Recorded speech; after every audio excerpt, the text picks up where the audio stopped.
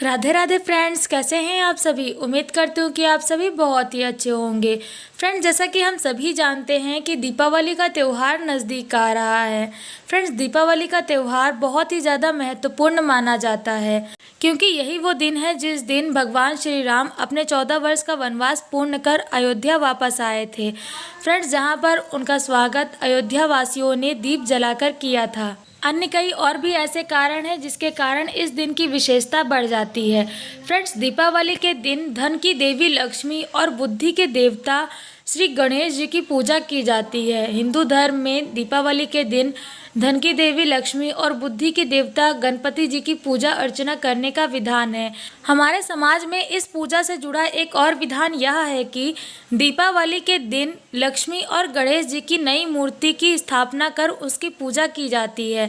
Friends, इसके लिए धनतेरस के दिन लक्ष्मी गणेश जी की मूर्ति खरीदना बहुत ही ज़्यादा शुभ माना जाता है। यही कारण है कि दीपावली का त्यौहार आते ही बाज़ारों में व्यक्तियों की भीड़ लग जाती है। वे मूर्ति खरीदने के लिए जाते हैं और बाज़ारों में नई नई तरह की मूर्तियाँ, अलग अलग प्रकार की मूर्तियाँ वहाँ पर मिल जाती हैं।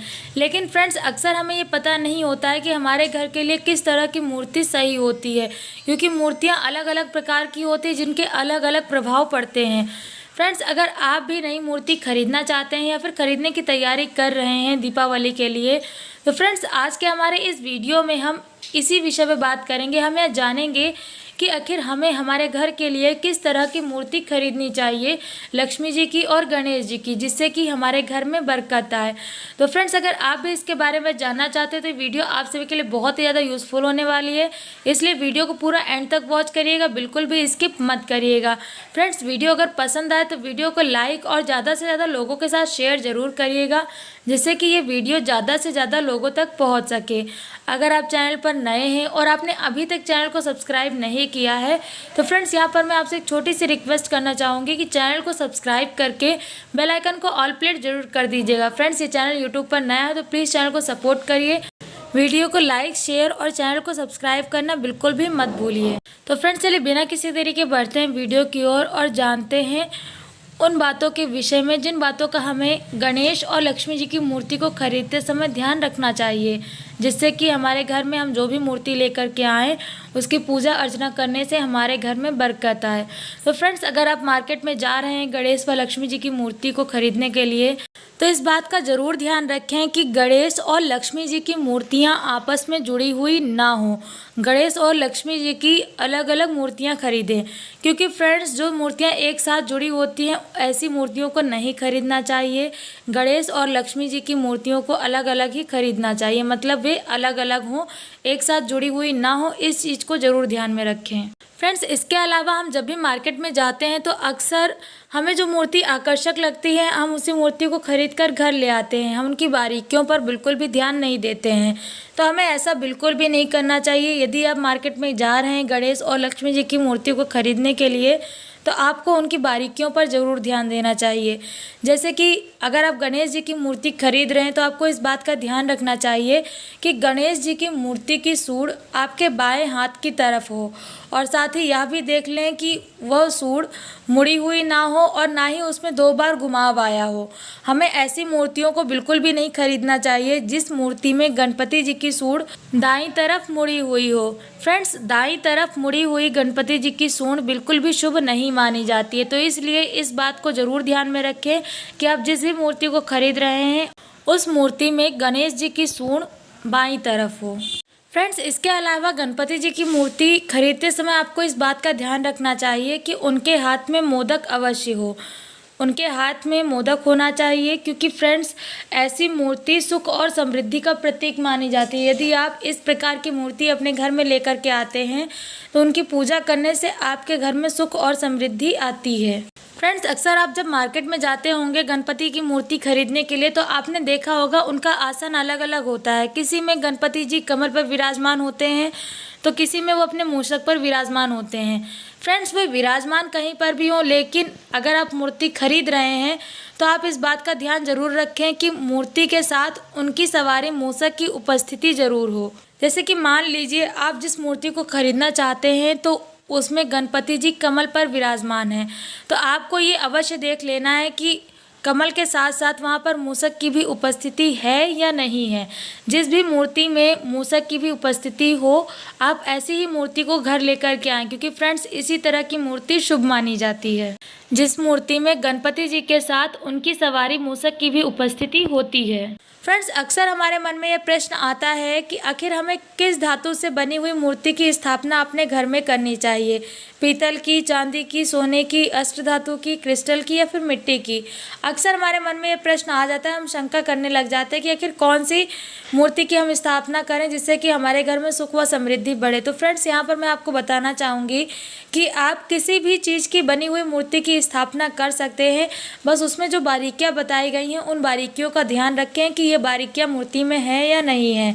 आप चाहे पीतल की, चाहे तो सोने की या फिर चांदी की या फिर अष्टधातु की मूर्ति, या फिर अगर आप क्रिस्टल की मूर्ति की स्थापना करना चाहते हैं तो आप क्रिस्टल की भी मूर्ति की स्थापना कर सकते हैं, क्योंकि फ्रेंड्स इन धातुओं से बनी हुई गणेश लक्ष्मी जी की मूर्ति भी बहुत ही शुभ मानी जाती है। इन मूर्तियों की यदि हम अपने घर में स्थापना करते हैं तो इससे हमारे घर में सौभाग्य की वर्षा होती है, मतलब हमारा घर धन धान्य से भर जाता है। फ्रेंड्स, अक्सर जब हम पूजा करते हैं या मूर्ति की स्थापना कर रहे होते हैं तो हमें सही दिशा का ज्ञान नहीं होता है, जिसके कारण हम गलत दिशा में मूर्ति की स्थापना कर देते हैं।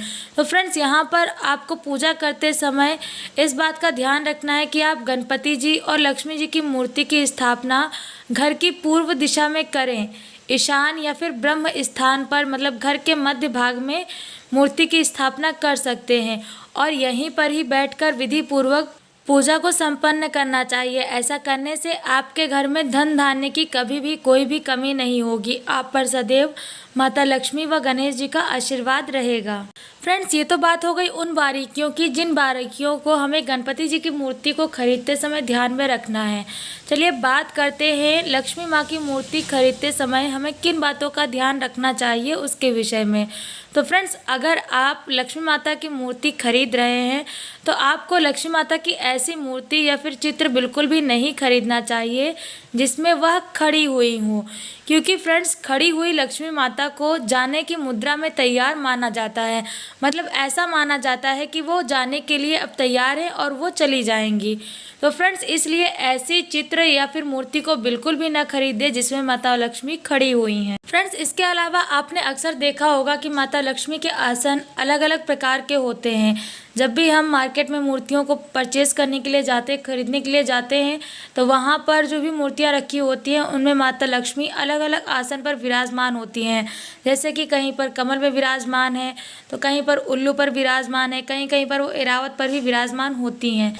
फ्रेंड्स, मूर्ति को खरीदते समय हमें इस बात का ध्यान अवश्य रखना चाहिए कि हम जिस मूर्ति को खरीद रहे हैं उस मूर्ति में माँ लक्ष्मी उल्लू पर विराजमान ना हो, मतलब वे उल्लू पर बैठी हुई ना हो, क्योंकि फ्रेंड्स ऐसी मूर्ति माँ लक्ष्मी की बिल्कुल भी शुभ नहीं मानी जाती है।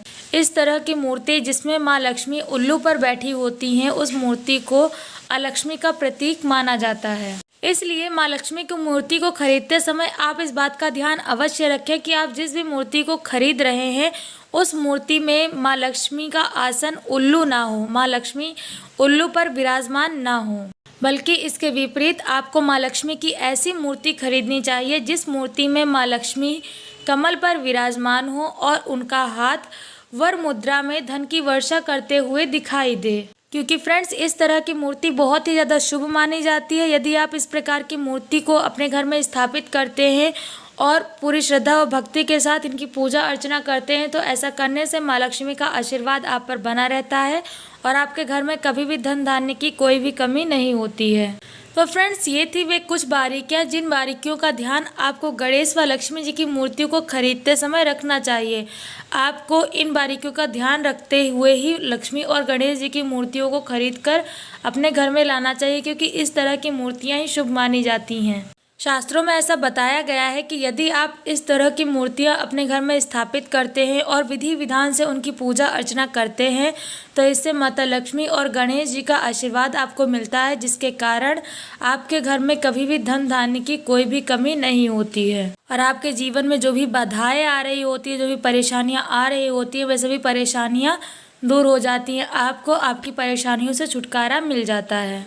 तो फ्रेंड्स उम्मीद करती हूँ कि आपको वीडियो में दी गई जानकारी पसंद आई होगी। वीडियो में दी गई जानकारी कैसी लगी कमेंट करके ज़रूर बताएं। वीडियो अगर पसंद आया हो तो वीडियो को लाइक और ज़्यादा से ज़्यादा लोगों के साथ शेयर ज़रूर करें, जिससे कि यह वीडियो ज़्यादा से ज़्यादा लोगों तक पहुंच सके। फ्रेंड्स अगर आप चैनल पर नए हैं और आपने अभी तक चैनल को सब्सक्राइब नहीं किया है तो आप सभी से एक छोटी सी रिक्वेस्ट है कि प्लीज़ चैनल को सब्सक्राइब करके बेल आइकन को ऑल प्लेट कर दीजिएगा, जिससे कि आपको मेरी लेटेस्ट वीडियोज़ की अपडेट्स मिल सके। तो फ्रेंड्स आज की वीडियो में बस इतना ही। मिलते हैं नेक्स्ट वीडियो में एक नए टॉपिक के साथ।